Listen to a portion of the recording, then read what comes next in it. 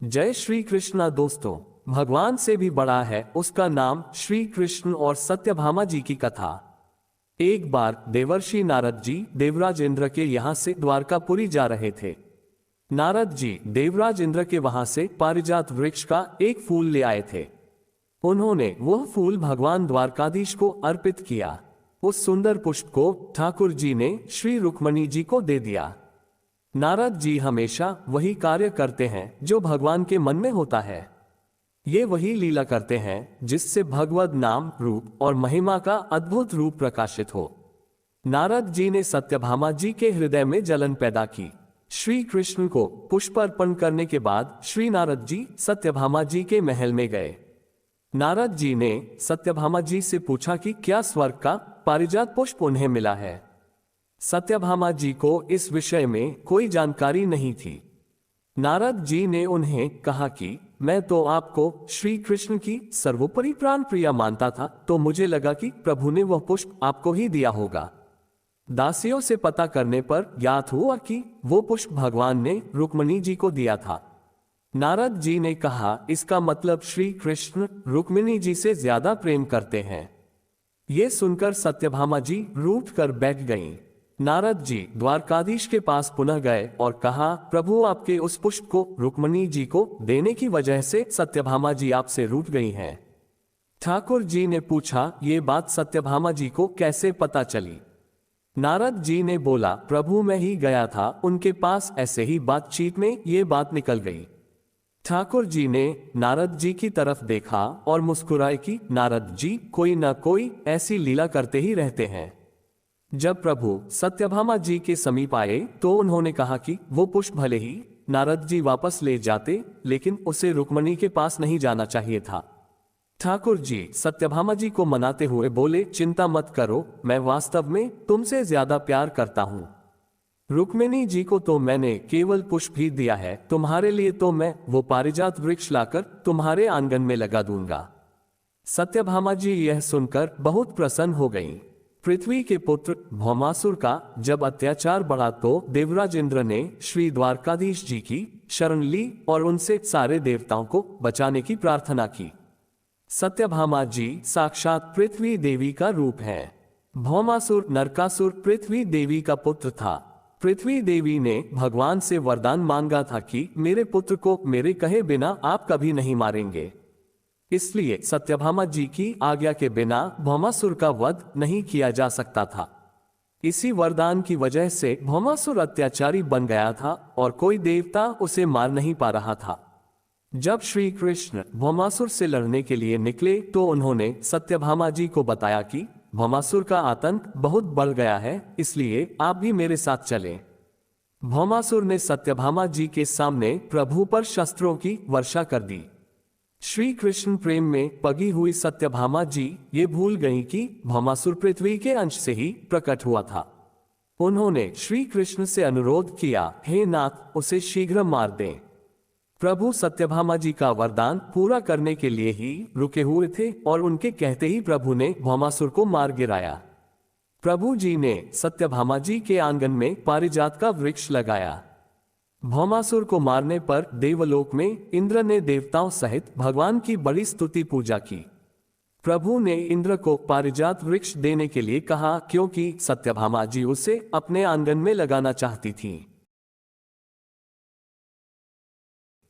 इस पर इंद्राणी ने पारिजात वृक्ष देने के लिए मना करते हुए कहा कि यह वृक्ष मृत्युलोक के योग्य नहीं है। देवराज ने इंद्राणी को याद दिलाया कि वे सर्वसमर्थ प्रभु हैं, जिन्होंने अभी भौमासुर को मार गिराया है, जिस पर देवताओं का कोई प्रभाव नहीं पड़ रहा था। लेकिन इंद्राणी हट कर रही थीं। कुछ देवता भी उनके पक्ष में आकर भगवान का विरोध करने लगे। वह भगवान से युद्ध करने के लिए भी तैयार हो गए और उन्होंने प्रभु को कुछ कठोर शब्द भी कहे। उनका कहना था कि मृत्युलोक में देवलोक का वह वृक्ष नहीं जाएगा। प्रभु ने कहा कि मेरी द्वारकापुरी मृत्युलोक नजर आती है। अभी तक तो आप सब भौमासुर के डर से पीड़ित थे। अगर भौमासुर का वध ना होता तो तुम्हारे हाथ में स्वर्ग भी नहीं रहता और तुम मांगने पर एक वृक्ष भी नहीं दे रहे हो। श्री कृष्ण ने गरुड़ जी को पारिजात वृक्ष को उखाड़ने की आज्ञा दी। गरुड़ जी ने वृक्ष को अपनी चोंच से ही आसानी से उखाड़ा और अपनी पीठ पर रख लिया। भगवान ने गरुड़ जी को उन अहंकारग्रस्त देवताओं को थोड़ी सी लीला दिखाने का इशारा किया। गरुड़ जी ने केवल एक पंख से प्रहार किया तो सहस्रों देवता मूर्छित होकर गिर गए। इंद्र ने प्रभु को प्रणाम करते हुए कहा, हम लोगों से जो त्रुटि हुई उसके लिए हमें क्षमा करें। ठाकुर जी, सत्यभामा जी और पारिजात का वृक्ष सब के सब गरुड़ जी पर विराजमान होकर वापस आए। पारिजात वृक्ष को सत्यभामा जी के महल में लगाया गया। अब सत्यभामा जी बहुत प्रसन्न थीं। सत्यभामा जी ने श्री कृष्ण को दान में दे दिया। कुछ समय बाद नारद जी सत्यभामा जी के महल में पहुंचे। सत्यभामा जी ने नारद जी से कहा, आपकी कृपा से श्री कृष्ण मुझे बहुत प्यार करते हैं। रुक्मिणी जी को तो प्रभु ने पारिजात वृक्ष का केवल एक फूल दिया था और देखो ये वृक्ष मेरे आंगन में है।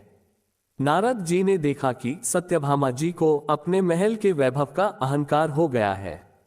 सत्यभामा जी के पिता को सूर्य भगवान से स्यमंतक मणि मिली थी।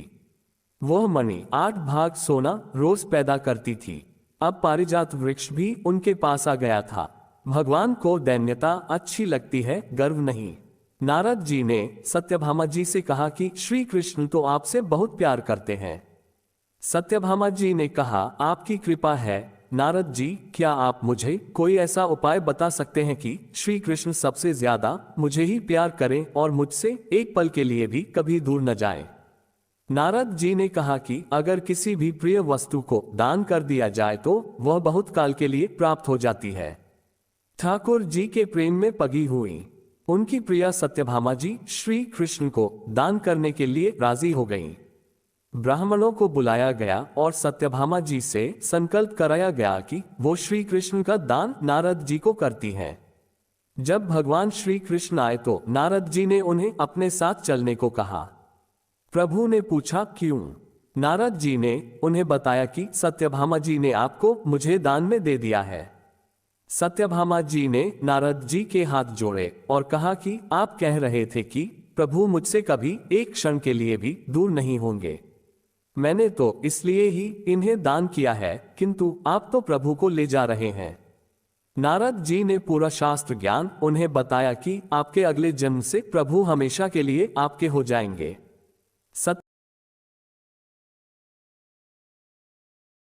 सत्यभामा जी का वैभव का अहंकार टूटा।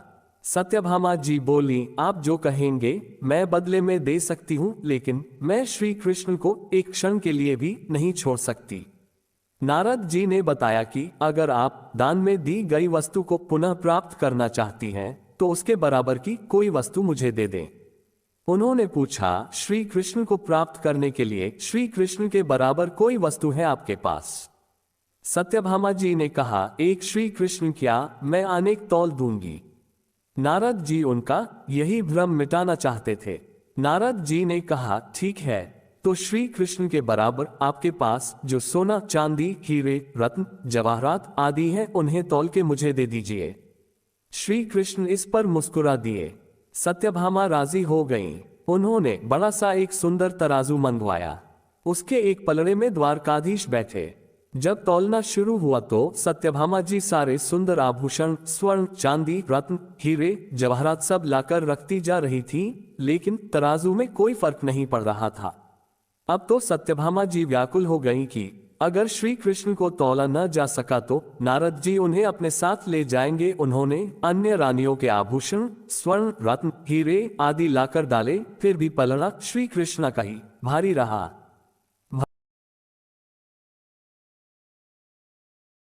भगवान के नाम की महिमा। सत्यभामा जी व्याकुल होकर रोने लगी और उन्होंने नारद जी से प्रार्थना की कि मैं श्री कृष्ण के बिना नहीं रह सकती। अब मेरे पास श्री कृष्ण के बराबर देने के लिए कुछ भी नहीं बचा। नारद जी ने कहा कि यहाँ सारी रानियां हैं, लेकिन रुक्मिणी जी कहीं दिखाई नहीं दे रही।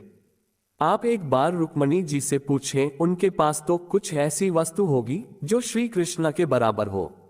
सत्यभामा जी भागती हुई रुक्मिणी जी के पास गईं और रोते हुए उन्हें सारा वृतांत सुनाया। फिर उन्होंने कहा कि आप मेरी बड़ी बहन हैं, अब आप मुझ पर कृपा करें। रुक्मणी जी ने कहा, तुम निश्चिंत हो जाओ। उन्होंने एक तुलसी का पत्ता लिया और उसमें कृष्ण नाम लिखा।